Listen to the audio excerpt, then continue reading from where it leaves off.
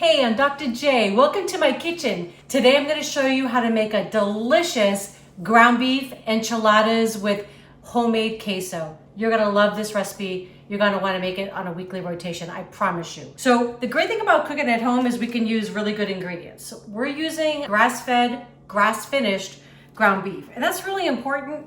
You know, I don't know if your mom ever told you kind of are what you eat, if you've ever heard that before. This is 1 pound going in. The difference between grain-fed and grass-fed is that grains are actually inflammatory. As I'm getting this started here, I'm also telling you, I'm not putting any oil in this. I'm just gonna see how much fat is in there because I'm trying not to dirty more dishes. So if I don't have to add oil, add more liquid, then I don't need to take this ground beef out when I add my other ingredients. If it seems to be a little dry, and this is kind of where like cooking is, it is a little bit of an art, but I'll show you as we go.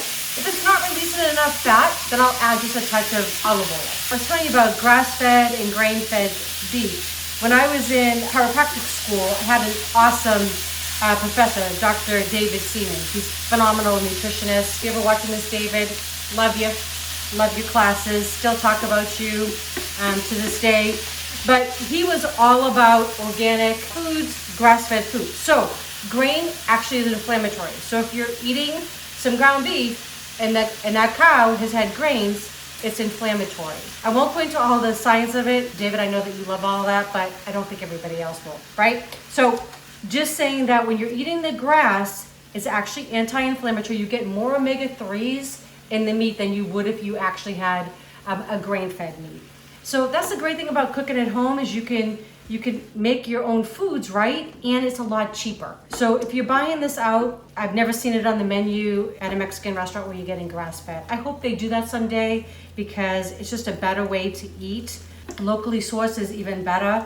That's actually something that Eric and I are looking into right now. I mean, we're in Texas, right? So hopefully we're gonna find a farm here soon. I'll let you know, we'll keep you up on all of that. Okay, so this is actually looking good. Just gonna brown this. I am gonna add a little bit of salt. We kind of wanna season every layer as you go. Okay, so a little salt and just a tad there and a little bit of ground black pepper. And you do wanna get the meat nice and brown because the brown bits kind of just add flavor to your dish. So you don't wanna miss out on that. Just gonna let this go.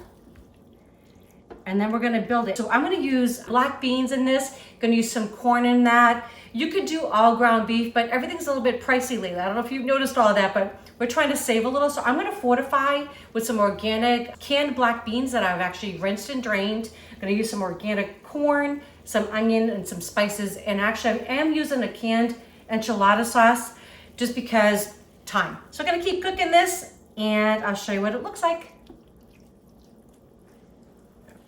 Okay, so the ground beef is all cooked through. Now I'm just gonna add my onion. So this is 1/2 of a medium-sized onion that I just diced up, going in. This will take about 4 to 5 minutes, and I just wanna get it so it's nice and soft, cooked all the way through. Makes the onion super sweet. And at this point too, I'm also gonna add some of my seasoning. Because I am using an enchilada sauce, I didn't make my own this time, I am gonna bump up the spice a little bit. So I have 1/2 tablespoon of chili powder. I have 1 teaspoon of cumin powder, and then I have 3/4 of a teaspoon of kosher salt. Okay, so that's just going in.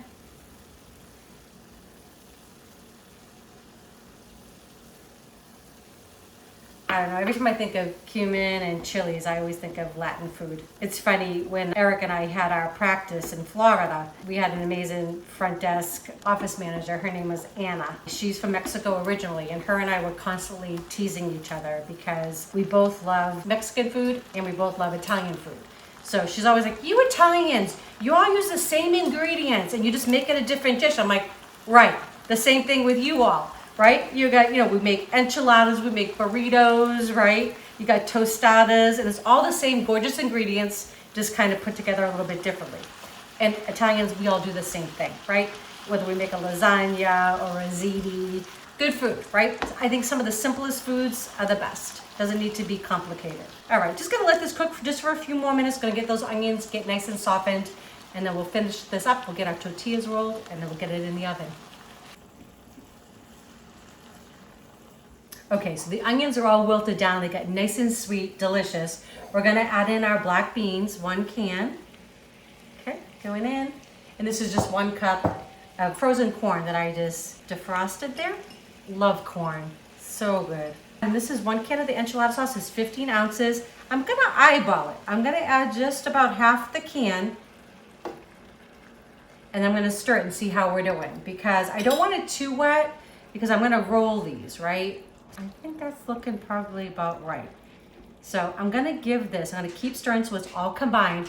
And what I'm gonna do is just give it all a few minutes to kind of cook together and develop those flavors. And then we're gonna assemble. All right.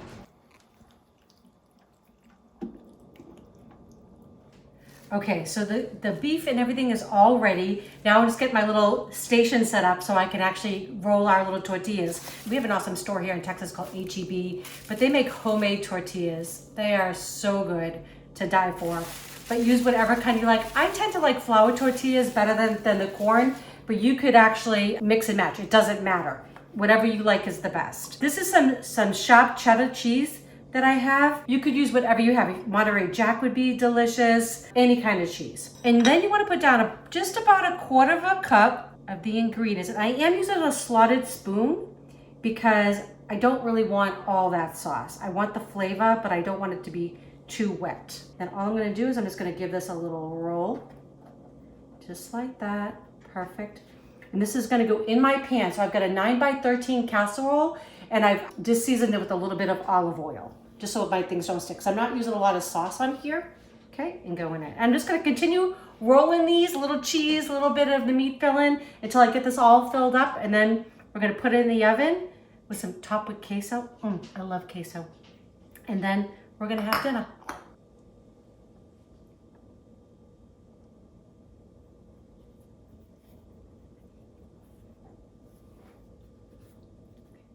Okay, so I've got my tortillas all rolled up. I'm ready to top with the queso. The great thing with this recipe is it actually will make a double batch. So if you want, you could actually do all of this up to this point. You could make another casserole dish full, put some plastic wrap over the top, then wrap it in foil and put it in your freezer for another meal.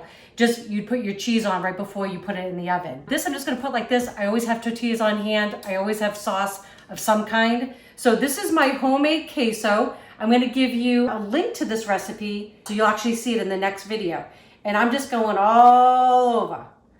We're just gonna cover these. Oh my gosh. I can eat just the queso, honestly. A little bit of cheese, so good. Or maybe a lot of cheese, I don't know. And if you don't have this, right? I mean, you can definitely, there's no harm in buying queso, but honestly, when you see my video, it's so quick. It comes together so easily. A tip I'll give you too, if sometimes after you make your queso, if it thickens a little bit, just add a tiny bit more milk, no big deal. Everything is cooked. All I'm gonna do is kind of crisp up the tortillas and make the cheese all bubbly and warm. It's gonna go in 350 preheated oven for about 20-25 minutes, and then we're gonna have dinner on the table.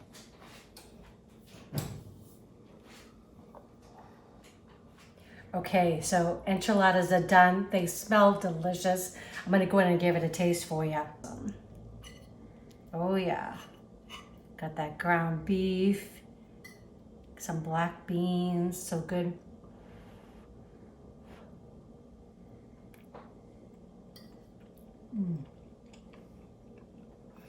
That is so delicious. That is like packed full of flavor. You saw it only takes a couple minutes to put this together. Definitely worth making your own queso. I promise you. You'll see the video coming up next, so don't forget to watch it.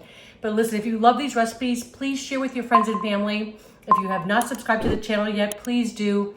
And don't forget to click the bell. That way you know when our next videos come out. Love you all. Enjoy.